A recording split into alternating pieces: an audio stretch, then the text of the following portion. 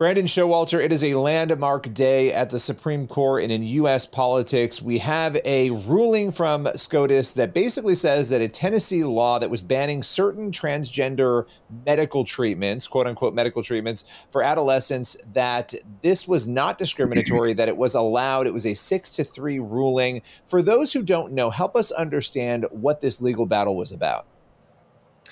This legal battle was about several things, namely whether or not a state, in this case Tennessee, could prohibit controversial medical treatments, to put it mildly. I, of course, don't believe that this is legitimate ethical medicine at all, but that really wasn't the crux of this case, as it was so much about the 14th Amendment, which that was the core issue here in the ACLU and the U.S. government's case against the state of Tennessee, which argued that their state ban on transing kids medically, chemically and surgically, violated the Equal Protection Clause. And the decision that came out today, indeed a landmark ruling from the justices, 6-3, said that no, quote unquote, trans persons do not constitute strict scrutiny as required by the Equal Protection Clause. They don't constitute a discrete, immutable group like the sex, like women, or of another group that is specifically protected in non-discrimination law. And so the ruling didn't go as far as some people in this space that I've been working in would like, but it's still unquestionably a huge win, because what this ruling does is allow the, I think, 25 or 26, maybe even 27 states now that have enacted some kind of a prohibition on puberty blockers, cross-sex hormones, and transgender surgeries on minors. Those laws will be allowed to stand, at least on this basis. But even more broadly, even if the trans activists and their allies want to challenge a law on different grounds, I think it shows that the court is unwilling to entertain notions that trans constitutes a legitimate category that's going to survive, given the ideological composition of the bench right now. And there are some concurrences that indicate that in even more detail. But it's a big win, 6-3. People anticipated that the justices were inclined to uphold Tennessee's law. Even back in December, all of the major papers reported that the justices seemed keen on letting Tennessee's law stand. But it's nice to see it official in writing today. A big win for sanity, a big win for America's children. Yeah, I mean, this essentially says that Tennessee and other states are within their rights to create laws that would prohibit minors from going down this medical, and I can't even believe we're having this conversation the way that we've had to, but to get to this point that states are able to actually restrict what many believe should have been restricted the entire time anyway. So what is it that critics who wanted to see this maybe go further, what is it that they would have liked to have seen the Supreme Court do that they didn't necessarily do in this ruling? Well, first of all, there's the actual opinion, which was authored by Chief Justice John Roberts, and then there were the concurrences, which I think some people would have loved some of the concurring opinions to be a part of the official opinion, the main opinion. And I'll just say that a feature of the main opinion of the ruling did use the unfortunate language that referred to girls as boys, as transgender boys or whatever. And Justice Roberts footnoted that when he said transgender boy, he meant girl. And so the confusing language was part of that opinion, though admirably, it avoided using the deceptive euphemism gender affirming care. So it was kind of interesting. I think people would have preferred to have dispensed with all of the gender jargon altogether, because that provides greater clarity. I think it also didn't address the claim that transgender status from the Bostock ruling in 2020, which sort of also lent credence to transgender status as an ontological category, as this somehow legitimate identity group, because there is no such thing as trans. No one can be the opposite sex. You may be confused about that, but that's not a permanent trait. I mean, you may have a mental health condition, you may have distress over your sex, but that doesn't constitute a people group. And so I think some people were hoping that the opinion would go more and just dispense with the entire ideology altogether.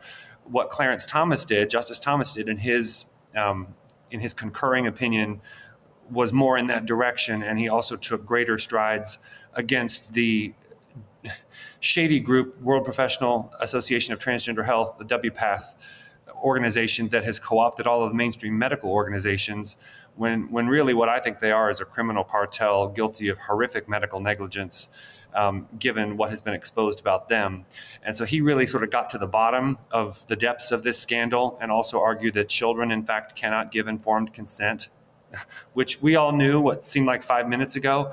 So I think some of the concurring opinions, I mean, even Amy Coney Barrett's concurring opinion also noted rightly that trans is not an immutable trait, that it's not a discrete group that is guaranteed strict scrutiny and equal protection under the 14th Amendment. So there were a couple things in the concurring opinions that I think people would have loved to have seen in the ruling opinion. But even so, the ruling 6-3, it's a good one, it's a good day, and it's a major blow against the industry.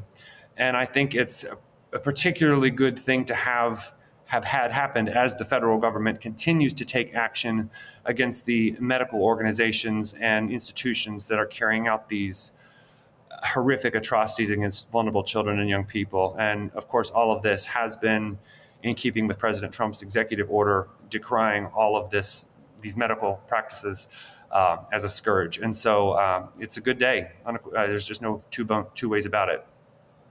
You know, this is something you talk about frequently in your work. You have a podcast, Generation Indoctrination, that will soon have a new season coming later this month. And you've been exploring these issues on multiple fronts in multiple ways. And one of the things that you have argued is that a tide is turning, that you're feeling like there is a shift. And it seems like this ruling is a major part of that. What are some of the other things you're seeing right now, just before we go here, that you can say, look, these things that are happening at the government level, at the social, cultural level, they show that we have taken a turn on this issue towards what you would describe as sanity? Yes, I mean, we have indeed taken a turn towards sanity. And that is, I would just say, with the federal government's actions, the Federal Trade Commission, last time I was on with you, Billy, we spoke of that agency, which is going to be putting on an event here on July 9th. This is now public, where they're going to have a day-long workshop with a slate of experts and speakers who will be exposing so-called gender-affirming care as a kind of unjust, deceptive trade practice and consumer fraud. And again, they are empowered by President Trump's January 28th executive order. The Justice Department, I believe, is also going to be taking some action, given my sources, what some people who are being hired over there, because this is absolutely fraudulent. There's possible that even more legislation will come forward. Now I'm seeing signs of states trying to make meaningful reparations for detransitioners and protect whistleblowers who have come forward and expose the harm that's going on within institutions. I think the big thing, I mean, the California, this happened the other day, the largest, it was at one point the largest and still may be the very largest transgender pediatric clinic in the country, has closed down under pressure from the Trump administration. And the famous trans activist pediatrician Joanna Olson Kennedy has come under some scrutiny. That was her clinic. And she is, of course, the woman who withheld the puberty blocker study. It was reported in the New York Times a few days before the election that she didn't want the results to be weaponized. Well, that study has come out since then, and it has shown that puberty blockers don't improve mental health. And even though she would like to pretend that it in fact does, but we know that's not true. And this is all part of a larger trend worldwide where European nations are continuing to backpedal. And so the tide is indeed turning. It's moving in the direction of sanity, and many people have indeed prayed for this day to come. So still a ways to go yet. We are by no means out of the woods, but I can't underscore enough how significant it is to have a landmark Supreme Court ruling on our side now, even as the ink still dries. Well, Brandon Showalter, appreciate you taking the time, coming on, breaking down this important SCOTUS case and some of the other issues that we're seeing happen culturally and politically here in America on this trans issue. Thanks for your time today. Thank you, Billy.